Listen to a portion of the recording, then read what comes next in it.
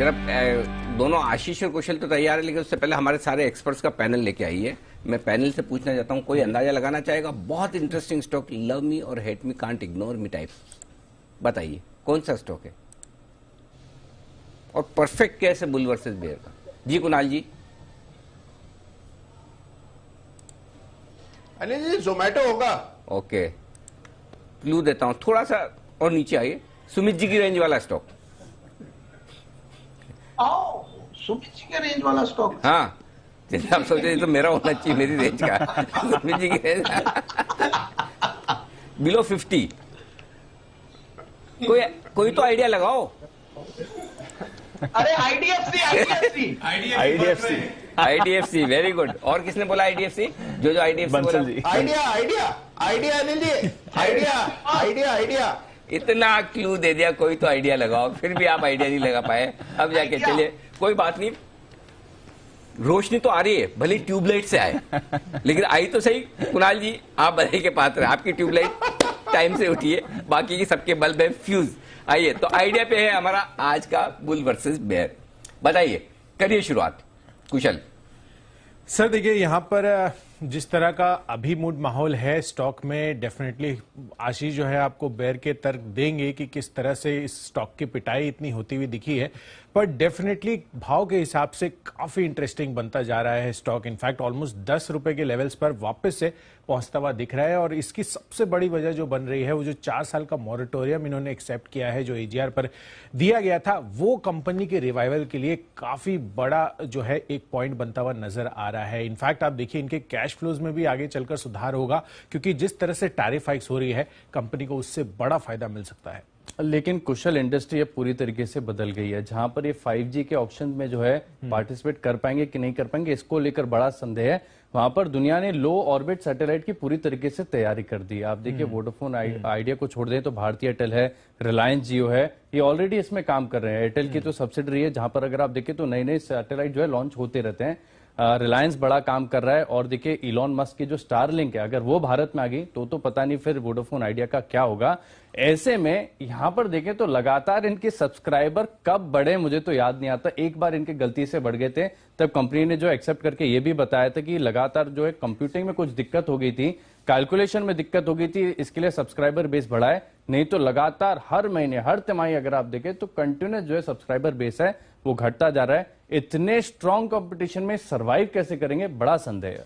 बिल्कुल, but again अगर आप देखें तो यहां पर प्रमोटर्स का, इनफैक्ट कैपिटल इन्फ्यूजन का जो पॉइंट आता हुआ दिख रहा है, करीब 4,500 करोड़ रुपए का यहां पर कैपिटल इन्फ्यूजन की बात की गई है। और साथ ही आप देखिए यहां पर जिस तरह से इंडस टावर में वोडाफोन पीएलसी ने हिस्सेदारी बेची है, करीबन 4400 करोड़ रुपए की, इनफैक्ट 4000 से 4400 करोड़ रुपए की डील साइज आती हुई दिख रही है।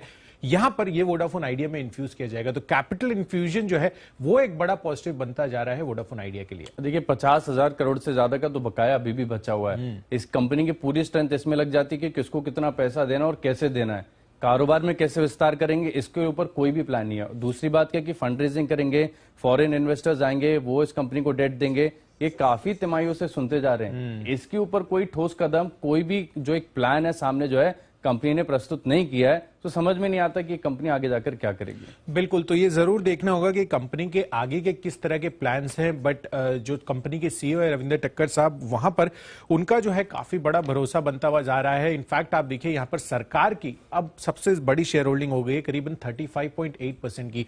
तो इसको देखते हुए आप देखिए काफी सारे इन्वेस्टर्स जो हैं वो इसमें इंटरेस्टेड हो सकते हैं, और प्रोमोटर्स की तरफ से भी जिस तरह का कैपिटल इन्फ्यूजन की यहां पर खबरें आती हुई दिख रही है, वो डेफिनेटली कंपनी के लिए काफी ज्यादा पॉजिटिव हो सकती है। लेकिन देखिए, जैसे कि मैंने आपको बताया कि मार्केट शेयर लगातार घटता जा रहा है, विस्तार की योजना नहीं है, 5G में क्या कर पाएंगे, लो ऑर्बिट सैटेलाइट में क्या करेंगे, इसके ऊपर बिल्कुल भी क्लैरिटी नहीं है।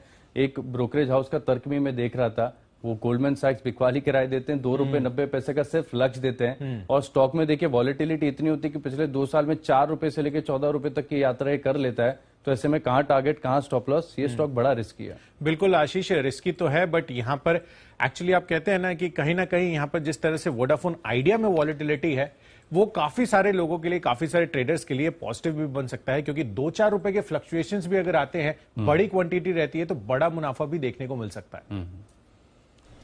ओके, तो यह है आपके लिए वोडाफोन आइडिया। इंटरेस्टिंग तर्क आ रहे हैं। इंटरेस्टिंग बात इसमें है, लंबे समय से 10 के लेवल पर ये अटका हुआ है, ना ये उसके ऊपर जा रहा है ना ये उसके नीचे जा रहा है। कुणाल जी से राय ले लें क्योंकि उन्होंने सही गेस किया था। कुणाल जी 10 के लेवल पर है। हाँ कौन सा सही गेस किया था? हिंट के बाद इतनी देर में तो कोई भी बता देगा, ऐसा थोड़ी है सही गेस किया। फिर चलो ठीक है, जितना भी क्या कुणाल जी बाकी सबसे तो आगे हैं। आगे थे। हाँ। जी कुणाल जी बताएं सर। अनिल जी बताना क्या है ये तो बताएं। आइडिया के बारे में आपका क्या आइडिया है?